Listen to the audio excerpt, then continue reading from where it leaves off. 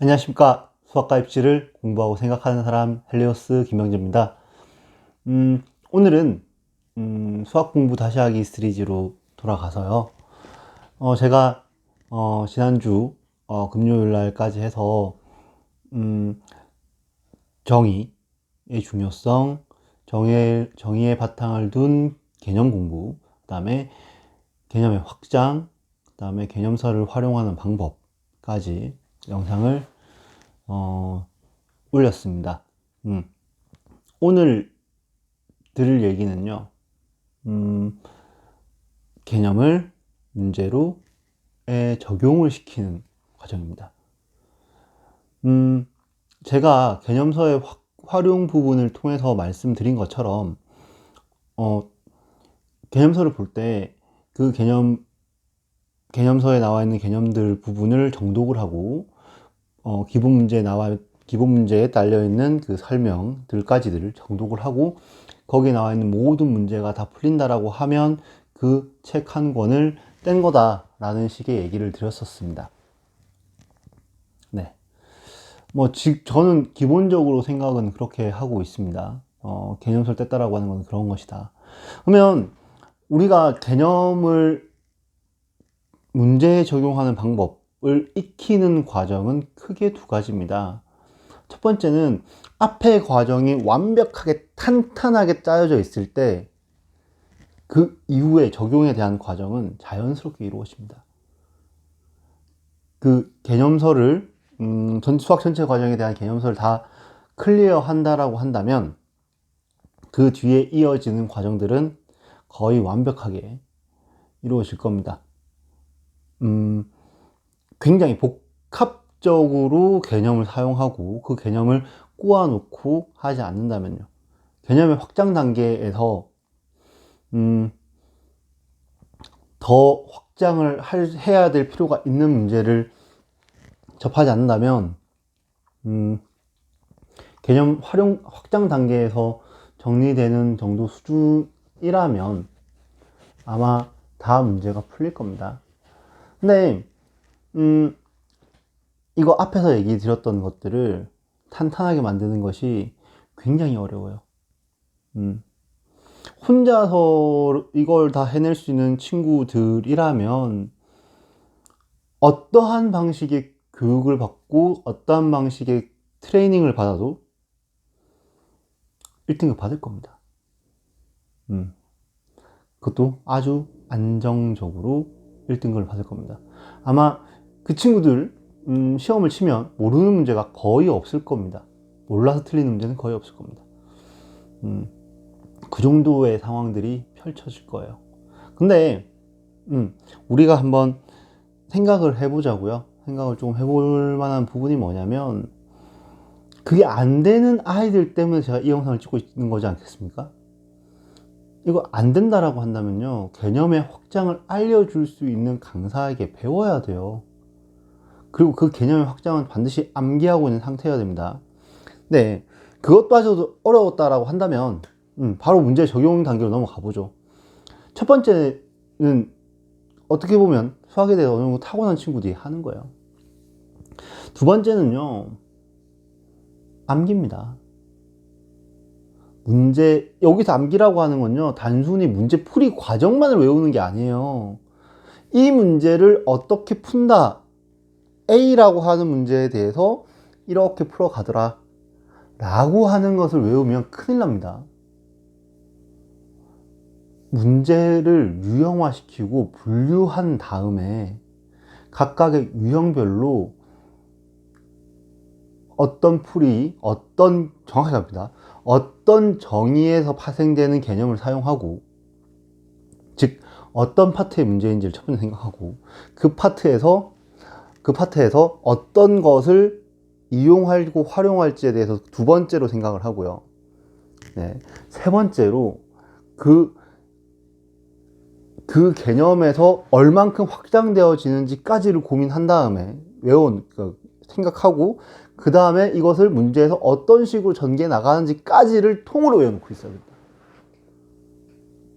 이 과정을 통째로 공부를 하고 있어야 된다는 얘기예요. 그러니까 보통의 아이들이 어떤 식의 공부를 하냐면요. 개념 따로. 그러니까 개념 다 안다는 얘기를 하는 거예요. 공식 암기 따로. 공식 외우면 뭐 하냐는 거죠. 근해 공식 한번 외워보겠습니다. 2a분의 b제곱 플러스 b제곱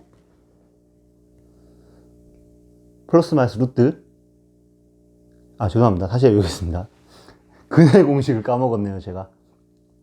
다시 하겠습니다. 2a분의 마이너스 b 플러스 마이너스 루트 b제곱 마이너스 4ac 라고 하는 이 근해 공식이 있습니다. A가 뭐고 B가 뭐고 C가 뭔지는 알아야죠. 그죠? 그게 핵심입니다. 자, 조금 난이도를 높여서 벡터 내적을 하겠습니다. A 벡터 내적 B 벡터. 절대값 A 벡터 곱하기 절대값 B 벡터 코사인 세타입니다. 절대값 A 벡터가 뭐고 절대값 B 벡터가 뭐고 코사인 세타가 어떤 건지는 알고 있어야 되는 겁니다. 근데 그걸 모르는 상황, 이걸 분절적으로 따로 공부한 다음에 오로지 문제 풀이를 하게 됩니다. 그럼 이렇게 됐을 때, 이렇게 식의 공부를 했을 때 문제가 뭐냐면 이 문제만 풀 수 있게 되는 거예요. 이 문제, 이거 하나만. 근데요, 진짜 아이러니컬한 게 그 문제는 절대 수능에 나오지 않거든요, 다시. 물론 정말 비슷하고 숫자 바뀌는 문제들 정도는 풀 수 있습니다. 그 문제는 어떤 문제? 2점짜리, 3점짜리 문제. 솔직히 얘기해서 나머지 당연히 풀어야 되는 문제들입니다. 우리가 지금 9등급짜리 5등급 만들자고 이 영상 찍고 있는 게 아니에요. 제가 지금 4등급, 5등급짜리 2등급, 1등급, 최소 3등급 만들어 보겠다고 지금 이 영상 찍고 있는 겁니다. 그러니까 이 시작에서부터 끝까지를 통으로 외워놓고 있어야 되고, 첫 번째로 문제 분류가 스스로 가능해야 돼요. 이게 도대체 어느 파트의 문제인지, 어떤 파트에 어떤 것을 활용하는 문제인지 그것만 먼저 구분하는 연습을 해야 된다니까요. 솔직히 개념서나 파트별로 나눠진 문제집들 있죠. 뭐 기출문제라고 하더라도 뭐 수원, 뭐 미적분, 미적분에서 뭐 미분 활용, 그러니까 파트별로 나눠진 문제들이 있어요. 기출문제집이라고 하더라도. 그러면요,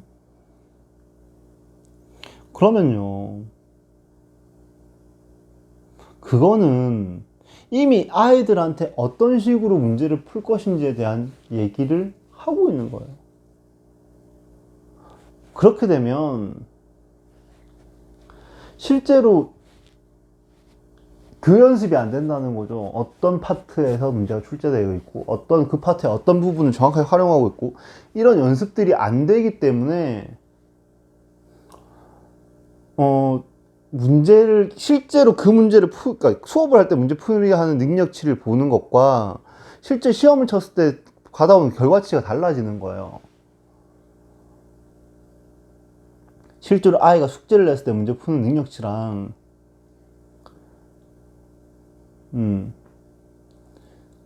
시험을 쳤을 때 나오는 결과치가 달라진다는 거죠. 이거는 굉장히 중요한 문제라고 저는 생각합니다. 다시 한번 갑니다. 어떤 파트의 문제인지 확인하고요. 그 파트에서 어떤 개념을 쓰고 그 개념을 통해서 어디까지 확장하는지까지 이 전체를 개념이라고 생각하겠습니다. 그리고 이걸 어떤 식으로 활용해서 문제 적용하고 있는지를 분석한 다음에 그 다음에 여기까지가 어떤 식으로 문제에서 해결되어져 나가는지까지를 통으로 공부를 해야 됩니다. 이 네 가지를. 이 네 가지를 통으로 공부해야만 난이도 있는 문제가 풀어집니다. 예. 단순히 문제 계속 푸는 거 수학 공부하는데 아무런 도움 되지 않습니다. 다시 한번 말합니다. 단순히 반복적으로 문제를 계속 푸는 것은 수학 공부하는데 아무런 도움 되지 않습니다. 그 공부 방식은 타고난 수학적 능력치대로 수능 때 수학 성적이 딱 분포되어지는 것을 의미합니다.